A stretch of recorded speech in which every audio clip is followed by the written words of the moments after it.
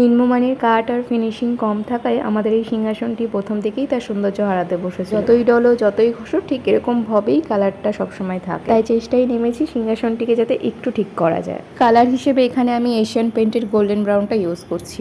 আচ্ছা, রং করার আগে যে কাজগুলো তোমাদের করতে হবে তা নিয়ে একটু কথা বলি। প্রথমেই জিনিসটার ওপর থেকে সমস্ত ধুলো ময়লা পরিষ্কার করে মুছে নেবে। তারপর একটা স্যান্ড পেপার নিয়ে সমস্ত জায়গাটা ভালো করে ঘষে নেবে, এতে কাঠটা মসৃণ। কোথাও গর্ত বা ফাটল থাকলে উড ফিলার দিয়ে সেটাকে ভরাট করে নেবে। তারপর জায়গাটিকে শুকিয়ে নিয়ে আবার একটু স্যান্ড পেপার দিয়ে ঘষে নিতে হবে। এরপর একটা ভালো মানের প্রাইমার তোমরা লাগিয়ে জিনিসটাকে শুকিয়ে নেবে। রং করার আগে তোমরা যদি কটা স্টেপ ফলো করতে পারো, দেখবে তোমরা যে জিনিসের উপরে রং করে থাকো না কেন সেটা খুবই শাইন করবে, মসৃণ হবে। সত্যি কথা বলতে আমি কিন্তু এখানে কোনো স্টেপই ফলো করতে পারিনি কিছু কারণবশত। এখানে আমি দুটো কোট ইউজ করেছি, তাতেই জিনিসটা এতটা বেশি শাইন করছিল যেখানে বার্নিশেরও প্রয়োজন পড়ছিল না।